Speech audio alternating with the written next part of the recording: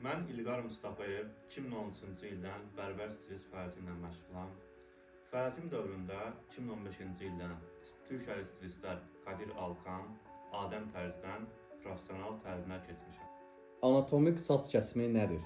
Anatomik saç kəsimi adından da bəlli olduğu kimi başın sümük çıxıntılarına əsasən aparılan saç kəsim növüdür.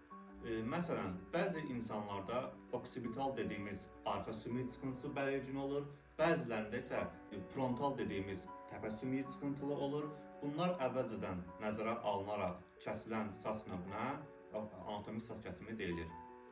Son dövrlərdə ən populyar saç kəsim növləri hansılardır?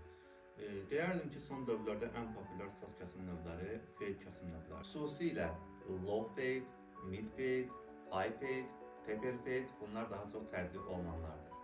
İlk növbədə bərbərin gigiyenik qaydalara əməl edib etmədiyinə, ikinci növbədə texniki biliyinə və üslubuna, üçüncü növbədə sizin üz quruluşunuzu və saç tipinizi düzgün analiz edib sizə uyğun olan saç modelini seçməlidir.